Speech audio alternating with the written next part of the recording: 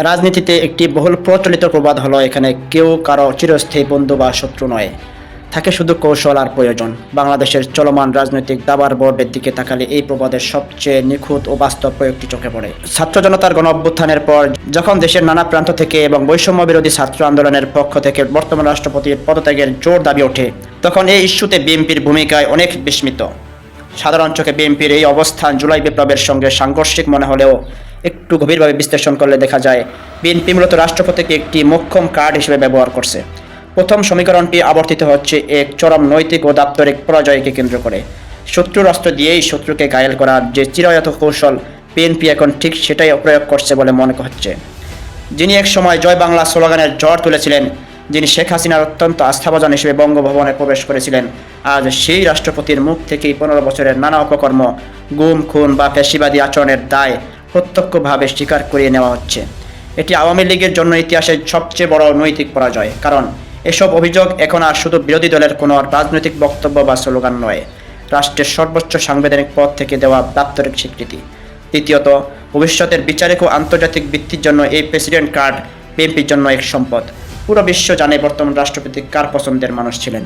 পরিবর্তিত এই পরিস্থিতিতে তিনি যখন কোনো অধ্যাদেশ স্বাক্ষর করছেন, আন্তর্জাতিক অপরাধ ট্রাইব্যুনাল পুনর্গঠনের ফাইলে সই করছেন, কিংবা বিগত সরকারের কোনো সুবিধাভোগীর অপসারণের আইনি নথিতে অনুমোদন দিচ্ছেন, তা ইতিহাসে চিরস্থায়ী প্রামাণ্য দলিল হয়ে যাচ্ছে। বিএনপি সম্ভবত এই বাস্তবতাকেই কাজে লাগাচ্ছে। ভবিষ্যতের সম্ভাব্য বিচারিক প্রক্রিয়ায় বা আন্তর্জাতিক মানবাধিকার সংস্থাগুলোর কাছে আওয়ামী লীগ যেন কোনোভাবেই বলতে না পারে যে এগুলো নিছক রাজনৈতিক প্রতিহিংসা, কারণ খোদ আওয়ামী লীগের নিয়োগ দেওয়া রাষ্ট্রপ্রধানের হাত দিয়েই ফ্যাসিবাদ বিরোধী সব আইনি ও দাপ্তরিক কাজ সম্পন্ন করা হচ্ছে। এর চেয়ে অকট্ট আইনি ভিত্তি আর কি হতে পারে? তৃতীয় সমীকরণটি হলো সাংবিধানিক ফাঁদ এবং ট্রিপল স্ট্যান্ডার্ড গেম। সাম্প্রতিক সময়ে রাষ্ট্রপতির পদত্যাগ দাবিতে যখন বঙ্গভবন ঘেরাওয়ের মতো ঘটনা ঘটল, তখন বিএনপির শীর্ষ নেতা সালাহউদ্দিন আহমেদ স্পষ্টভাবে সতর্ক করে বলেছিলেন, রাষ্ট্রপতির পদত্যাগ দেশে একটি সাংবিধানিক ও রাষ্ট্রীয় সংকট তৈরি করবে। তার এই সংবিধান কিংবা গণতন্ত্র মন্তব্যের গভীরতা অনেক বিশাল। বিএনপি এখানে আবেগ নয়, নিখুঁত কৌশলকে কাজে লাগাচ্ছে।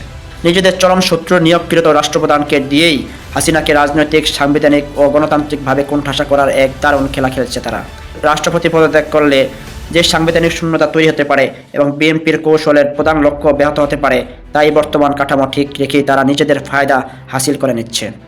সব কিছুর ঊর্ধ্বে বিএনপির সবচেয়ে বড় সমীকরণটি লুকিয়ে আছে রাষ্ট্রপতির মেয়াদকাল ঘিরে এক সূক্ষ্ম রাজনৈতিক অঙ্কে। প্রেসিডেন্টকে সরাতে মরিয়া না হয়ে বরং তাকে টিকিয়ে রাখার পিছনে রয়েছে ভবিষ্যৎ ক্ষমতার একটি সুদূরপ্রসারী হিসাব। বর্তমান রাষ্ট্রপতির মেয়াদ শেষ হতে এখনও প্রায় 2 বছর বাকি। যদি এখন তাকে অভিশংসনের মাধ্যমে সরানো হয় এবং সরকার নতুন রাষ্ট্রপতি নিয়োগ দেয়, তবে এটি নিয়ে আইনি ও রাজনৈতিক বিতর্কের সম্ভাবনা রয়েছে। তবে এর চেয়েও বড় হিসাব হলো রাষ্ট্রপতি যদি তার বর্তমান মেয়াদ সম্পন্ন করেন এবং এই সরকার 2028 সালে নতুন রাষ্ট্রপতি নিয়োগ দেয়, এরপর সরকারের মেয়াদ শেষে যে কোনো দলই নির্বাচিত সরকার গঠন করুক না কেন, বিএনপি নির্বাচিত রাষ্ট্রপতি হিসেবে ক্ষমতায় থাকতে পারবে। জুলাই সনদের আলোকে প্রধানমন্ত্রী ও রাষ্ট্রপতির ক্ষমতার মধ্যে ভারসাম্য আনার যে ধারণা সামনে এসেছে, তাতে রাষ্ট্রপতির পদ আরও গুরুত্বপূর্ণ হয়ে উঠেছে। ফলে বিএনপি যদি সরকার গঠন করতে নাও পারে, তবু তাদের মনোনীত রাষ্ট্রপতি ক্ষমতায় থাকতে পারবেন। এমনকি নির্বাচনের সময় সরকার পদত্যাগ করলে নির্বাচনকালীন রাষ্ট্রপতিও তাদেরই থাকবেন, যা নির্বাচনে তাদের জন্য কৌশলগত সুবিধা ও স্বচ্ছতার একটি সম্ভাবনা তৈরি করতে পারে।